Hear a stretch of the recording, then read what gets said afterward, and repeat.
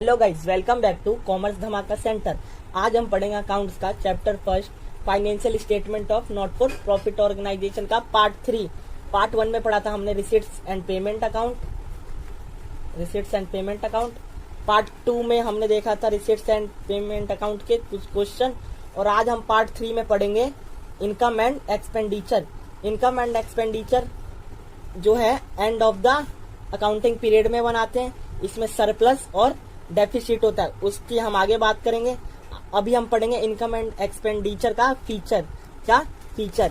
It is same as P&L account. और ये जो है नॉमिनल अकाउंट। नॉमिनल अकाउंट तो आपको पता ही है कि उसमें एक्सपेंस और इनकम्स होते हैं। क्या?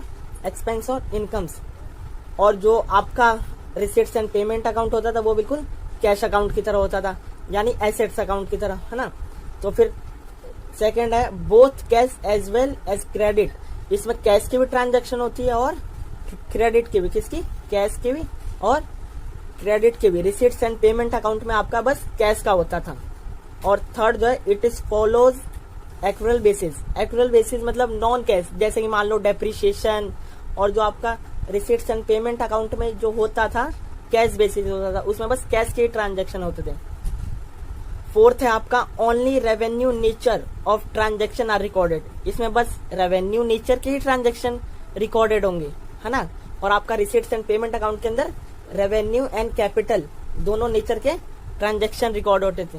अभी हम बात करेंगे रेवेन्यू एंड कैपिटल नेचर के बारे में आगे। वैसे मैंने पार्ट 1 में भी बता दिया है, पर कुछ होते हैं आलसी जो कि पार्ट 1 देखने नहीं जाएंगे, इसलिए हम पार्ट 3 में ही बता देंगे रेवेन्यू एंड कैपिटल नेचर के बारे में। पीरियड करेंट अकाउंटिंग, इसमें जो है ना करेंट अकाउंटिंग का ही होता है, मतलब इसी करंट ईयर का ही होता है। और जो रिसीट्स एंड पेमेंट अकाउंट का होता है, कैश आ रहा है आने दो, चाहे किसी भी साल का हो, चाहे किसी भी साल का हो। Format of income and expenditure. क्या? फॉर्मेट ऑफ इनकम एंड, हम पढ़ेंगे format of income and expenditure. तो आपने पढ़ा होगा all expenses and loss are debit and income and gains are credit. तो जौन सी भी चीज हमें मिलेगी, मतलब हमारी इनकम होगी, वो क्रेडिट साइड, और जो भी चीज हमें लगेगा कि एक्सपेंडिचर होगी तो वो हमारे डेबिट साइड। तो अभी हम देखेंगे कि रेवेन्यू, तो ये सारी रेवेन्यू रिसीट्स क्या है, ये हमारी रेवेन्यू नेचर की है। रेवेन्यू नेचर की इनकम, रेवेन्यू नेचर वो होता है जो कि मतलब छोटे टाइम पीरियड में हमें मिलता रहता है। सब्सक्रिप्शन मैंने पार्ट 1 में बता रखा है। डोनेशन पार्ट 1 में, एडमिशन फीस और sale of old newspaper. Subscription जो होता है आपका चंदा होता है। तो चंदा तो हम हर समय मांग सकते हैं, चाहे मेंबर से चाहे बाहर के मेंबर से। डोनेशन भी 2 तरह के होते हैं, एक तो जर्नल हो गया और एक स्पेसिफिक डोनेशन तो आपका बैलेंस शीट में आएगा क्योंकि ये कैपिटल नेचर का होता है।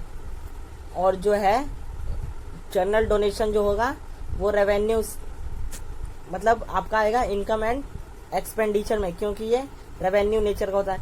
एडमिशन फीस भी आपका आएगा इनकम एंड एक्सपेंडिचर में।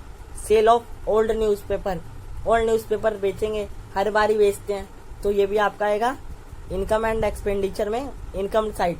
रेवेन्यू रिसीट्स वाली साइड जो भी है वो आपका मिल रहा है ना, हमें इनकम फायदा हो रहा है, तो वो सारी चीज आएगी आपकी इनकम साइड। इस साइड इनकम साइड। अब आपके रेवेन्यू एक्सपेंसेस क्या है? Revenue expenses salary, rent, wages and printing stationery.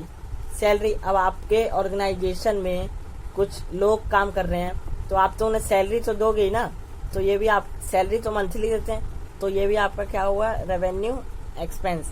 अब रेंट, अब आपका ऑर्गेनाइजेशन चल रहा है तो आपका अपना तो नहीं है, तो फिर वो क्या, आप जमीन पे किसी के कर रहे हो तो आपको रेंट तो देना पड़ेगा ना, तो रेंट हम हर मंथली देते हैं, तो ये भी रेवेन्यू एक्सपेंडिचर है। और ये वेजेस क्या हुआ? मजदूरी, हमारे मजदूर काम कर रहे हैं तो फिर हम क्या दे रहे हैं? मजदूरी। तो ये भी क्या, छोटे मोटे खर्चे हैं। प्रिंटिंग एंड स्टेशनरी भी छोटे मोटे खर्चे हैं। अब बात आता है capital receipts and capital expenditure.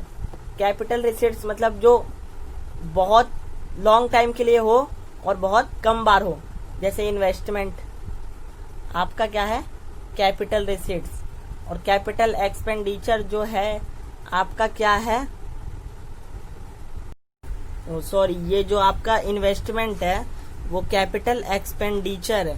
Capital expenditure आपका इन्वेस्टमेंट है। आप फर्नीचर खरीदते हो ऑर्गेनाइजेशन के लिए, ये भी आपका कैपिटल एक्सपेंडिचर है। अब आपने इस साल फर्नीचर खरीद लिया तो अगले साल थोड़ी ना फर्नीचर खरीदोगे। और जो कैपिटल रिसीट्स है वो आपके हो गए लेगेसी, और जो है आपका स्पेसिफिक डोनेशन एंड एक्सेट्रा।